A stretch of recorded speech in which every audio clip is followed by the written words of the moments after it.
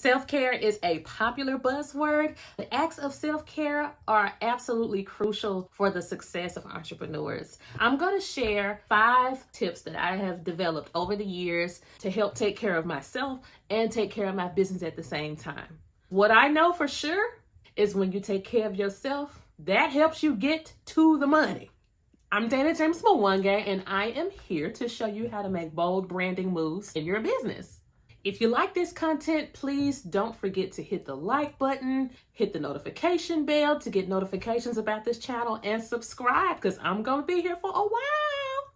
Here is my first self-care tip for entrepreneurs. Now, this is really more of a mindset that I have adopted over the years. So I want you to repeat after me. When I take care of my business, I take care of me. Now, I'm going to go more specific into what I mean when I say take care of business. When I simplify my business model, I can take care of myself. So the first tip I have for you is to really think about simplifying your business. I can't talk to you about self-care without talking about the process of uncomplicating your business. When your business model is simple to understand, it's easier to deliver. When your business products or services are easier to deliver, you can go up on your prices. When you go up on your prices, you don't have to take on as many clients. When you don't take on as many clients, you're not overworked. So you see how all of that works together. The way you do business determines if you're even going to have the time to invest in self-care.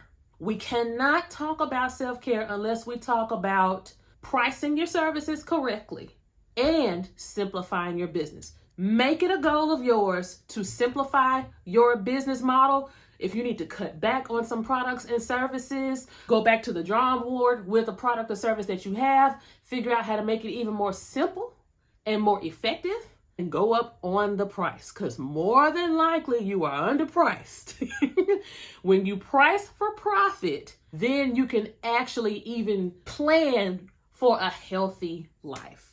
Tip number 2, theme your days. Get out your calendar and theme your days according to what you want to get done on that day.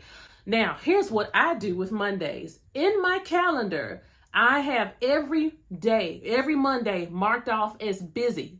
That means no one can book me in my appointment scheduler on Mondays. And the name of my Mondays is called Refresh Mondays.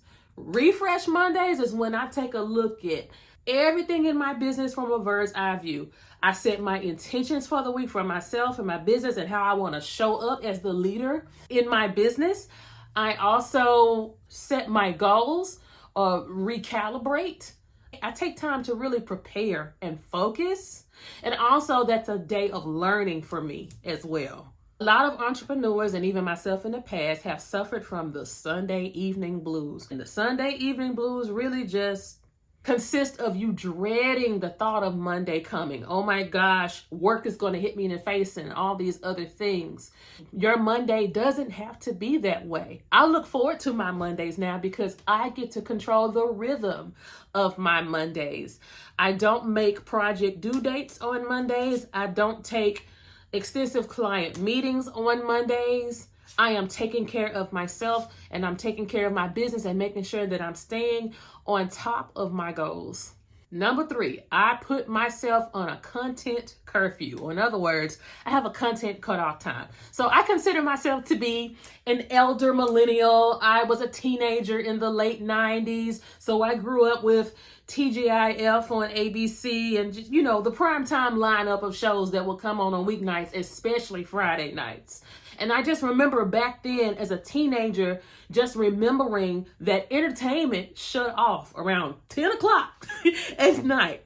And we went to sleep and we woke up for Saturday morning cartoons. Well, with the way that content is available for us at every turn today, it's like a never-ending drip of content, like a faucet that won't stop running. The internet gives us access to so many things, which is great, but it can be overwhelming. You know, as a digital content creator, I'm someone that spends a considerable amount of time on the internet. It's easy between all of the open tabs, the social media profiles, and even the educational content that I'm always ingesting. It's very easy for me to become overstimulated by all of these images and the information that I see on screen and all of the ads that are coming at me and all of that. So I think back to those times when I was young and how content cut off. Well, now as an adult, it's up to me to cut content off for myself. When I cut content off for myself,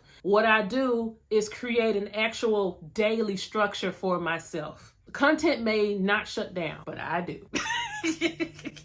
Number 4 is a big one. Sleep and relaxation must become a part of the entrepreneur's self-care routine. It is a non-negotiable.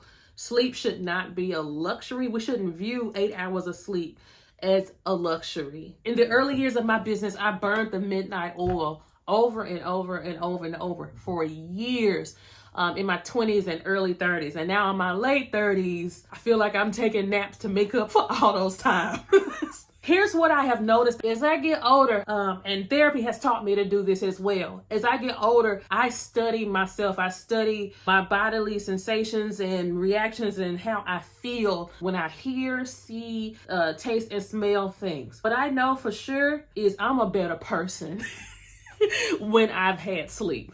I'm able to retain information better when I've had sleep. As someone who is in branding, advertising, digital content creation, I have to keep up with tech a lot, which means I'm always in a constant state of learning. I'm always having to learn an update to a program or an app. Sometimes, if I stay up too late, I won't be able to digest the information that I'm studying.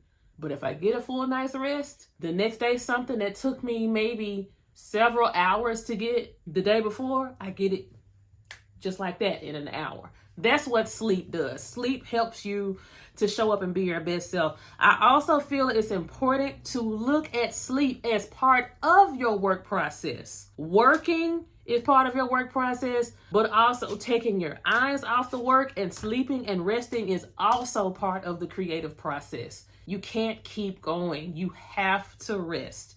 It'll actually make what you're working on even better. Number 5, this is my last tip. I treat myself for accomplishments, big and small. Whether it was I learned something that was previously difficult to learn, I got a new certification, or I landed a new client, or I hit my financial goals, I'll take myself out to eat, or even just go for a walk. I have to interrupt the day so that I can at least mentally acknowledge that I hit a milestone in my business. When you don't acknowledge milestones, you end up getting into this mode of working on your business instead of being in the business. And before you know it, you don't even realize how far you've come. What that ends up doing on the business side is when you don't realize how far you've come, you still market yourself like you at point A when actually you at point D. I hope that you all see this circular pattern of how taking care of yourself gives to your business and how giving to your business make sure that you take care of yourself. That's it. You made it to the end. Those are my 5 tips for self-care for entrepreneurs. Let me know in the comments, what would you add to my list of self-care tips for business owners? Did I leave something out? What have you developed over the years that has worked for you? Let me know in the comments. Again, I'm Dana James Mwangi, award-winning brand and web consultant, here to help you make bold moves in your business. Thank you for watching.